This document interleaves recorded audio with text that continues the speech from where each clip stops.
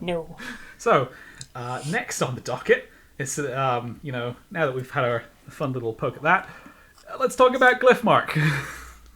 Yes, Glyphmark. So again, And, they're on their way to Camelot. Okay, we're going into Camelot. We're gonna get the Black Book. We're gonna go in and out. But then we get attacked by Bloodwings, and then we see zebras, and now we have to get involved in this situation now.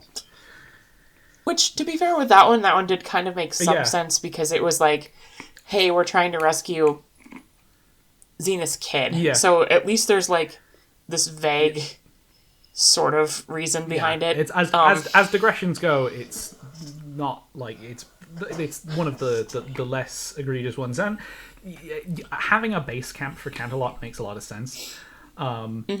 What I wanted to talk about is this is where we get into fantastic racism, or fantastical racism. Oh, good. I'm not the only one that said zebra racism. Yeah, this is wow. So doing race in fantasy is always kind of weird and fraught. I feel like the show in season 1 did this kind of clumsily, because it's like we have our opener, we have our unicorns, our pegasi, our earth printies. That's all well and good. We've got our 3 tribes, they get along, and blah blah blah blah. Then we get to episode 11. We introduce Sakura, and Sakura has all this African shorthand, and suddenly the context of everything changes.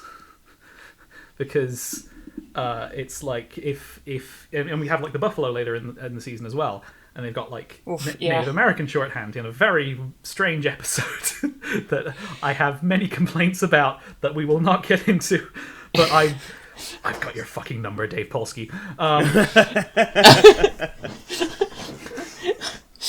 But oh boy, having like this shorthand sort of recontextualizes ponies as, it's like, if zebras are African and buffalo are Native American, then what are ponies? Well, I guess they're European, and that gets a little weird when you realize that ponies are, by the nature of the fiction, the caretakers of the world.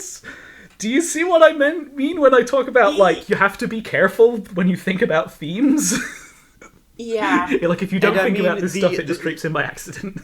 The Pegasi are pretty much an XP for the Greeks and the Romans. I mean, yeah. There's that too. I mean, like they are. I mean, that stuff can, yeah. Like there's the Greeks and Romans, and there's like the Camelot, yeah.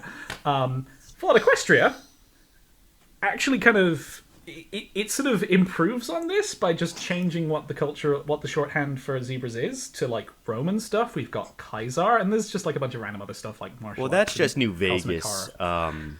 Yeah, I mean, it's still kind of exotic mystery stuff, and it's a little wibbly and like, but.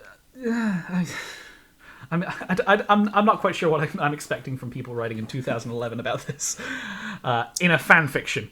Well, but still though, like realistically, like looking through that section, like one of my comments that I made about it is that holy shit is like, does Midnight Showers have this like, oh god, this might be a reference that would make sense more to basic than you horse is looking at the differences between like northern and southern racism in the United States. That does make sense to me. Yeah. Oh, good, you do know it. Okay, good, sweet. But basically, like, there's just this extremely like northern style racism that comes out of him that just bugs the shit out of me, because like. With all the contextual cues that we're given in the show and that sort of thing, and that's the what are you actually saying here moments that we have with this, is that the entire his analysis of zebras and their culture was kind of a gut punch for me, honestly, because like I've heard similar statements. I thought Midnight Shower was a girl. Oh, maybe I don't know. I thought it was a guy, but maybe I'm wrong. It doesn't matter, sorry. It's not amazingly relevant now. Regardless, the point is that I've heard this, a lot of his viewpoints and the things, the way that he talks about culture of other, it was disgustingly reminiscent of social workers I did not get along with working in the inner city in Portland. Especially when we were dealing with minority populations. Because there's this, like, air of, like, weird, like, pity that he has, like, look at the poor savages, but, like, it's at the same time, it's like, well, but they're like that because they're not us. And I've always hated that because it's one of those things where you end up not really meeting someone where they are. And so, but it was one of those points that, you know, and then you have the continuation. But it's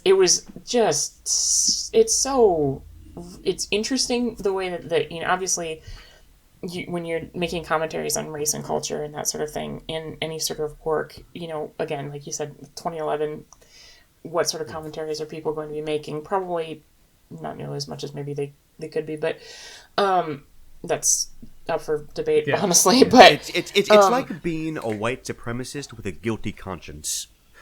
I mean, yeah, that's that's a surprising amount of that's more common than you might think. Well, and what I think that's the other side of it is that it's that part of, like, oh God, how do I put this without getting into, like, intersectionality? No, let's get into it. Absolutely.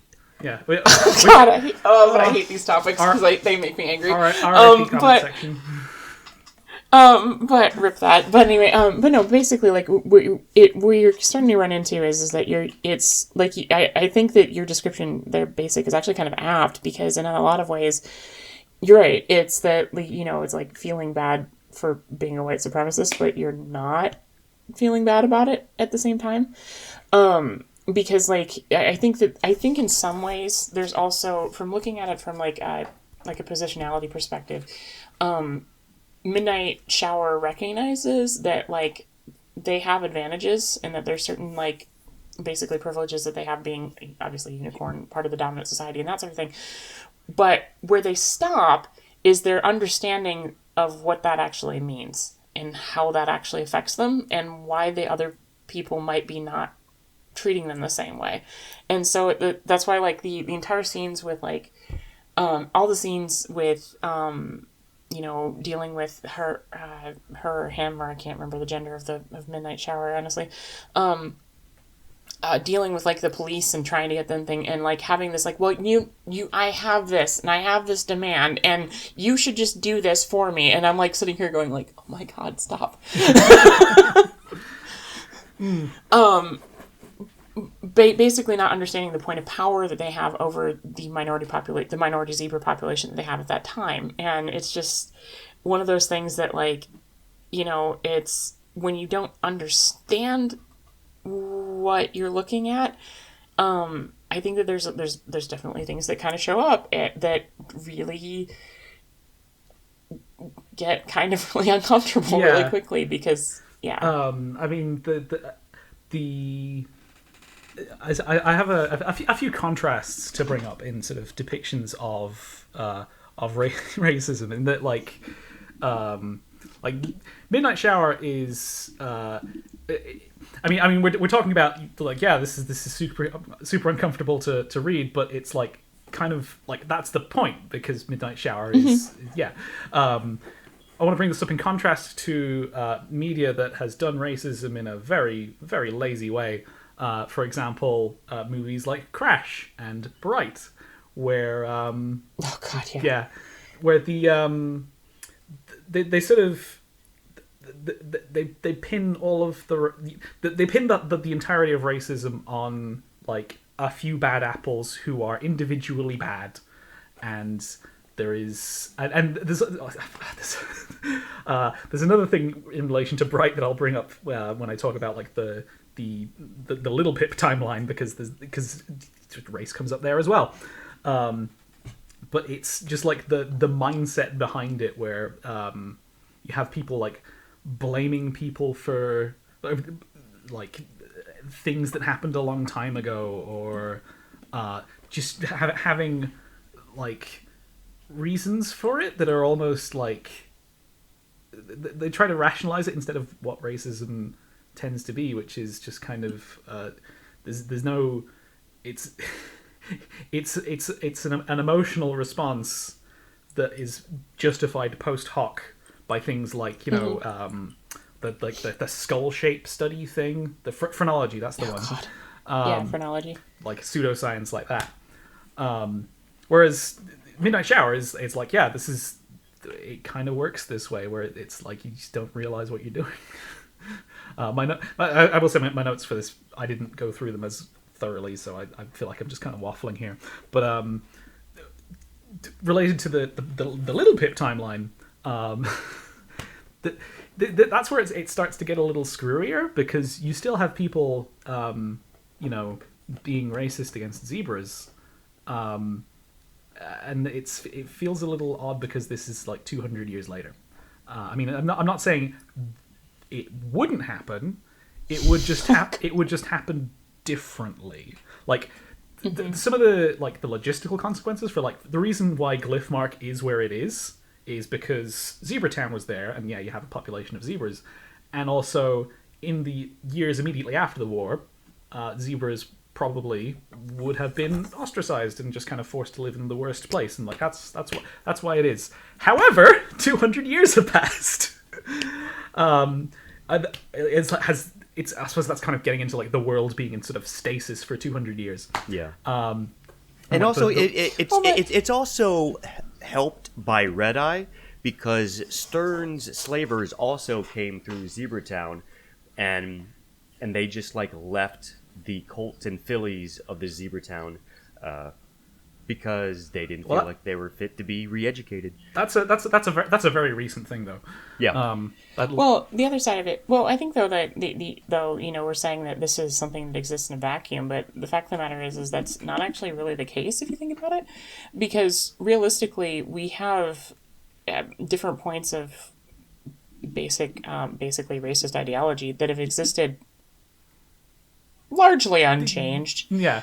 For just several thousand years. Oh yeah, I'm not getting into like Japan. Yeah, I'm not saying their views on Koreans. Yeah, I'm not saying like 200 years pass and suddenly the racism against zebras goes away. It's a little more stubborn than that. But it's just like the way people talk about it. It just reminded me of, there's a line in Bright where there's like one of the police officers. He is of Mexican extraction. And he has this throwaway line when they're like dealing with some kind of situation, as like I think it's "Don't look at me, Mexicans still get shit for the fucking Alamo," and it's like that is not the way people talk about Mexicans.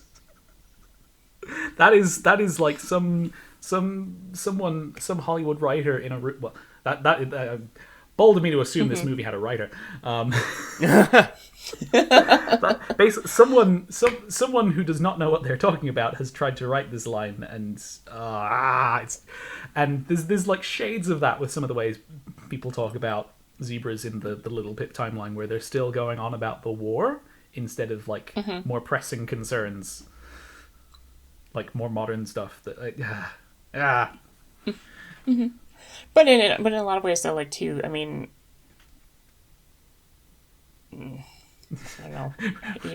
No, go ahead. Racism is dumb inherently, so like you know that there's also that aspect of it of like, well, my grandfather always hated them, so yeah, that's kind of how it is. Yeah, there is that. Thanks, Kentucky. But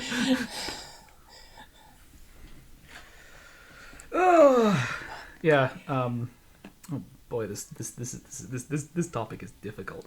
Yeah, it is. It's no, like I want like that was the thing is like I think we need to like kind of own that too. Is that like all of us are sitting here and I'm not gonna make any assumptions just because I don't think I've actually met you in person, Horse. But like Basic and I are both Caucasian. And I'm just I think the only thing that like we have as points of like not privilege is that we've both grown up in poverty. Yeah. So beyond that, we're like I'm like probably like I'm like honestly probably the most privileged here, having like I'm white, I'm Irish, and I did not grow up in poverty. So yeah, it's oh god, it's difficult to talk about this stuff because I just don't know. It's yeah. But I mean, well, that's the thing is like speaking to experiences and stuff. Obviously, we can't have the same parallels, but it is an interesting. It's just a very interesting mix of reads that like were put into here, like where there's a lot of like real world analogs, but then also like you said, things like that, like comments like that in Bright, where you're like, I don't think anyone actually would see it that way, but okay. Yeah, it's like we don't we don't blame the French for Napoleon still in that kind of way. I mean, we could if we wanted to, but no, we don't. Yeah.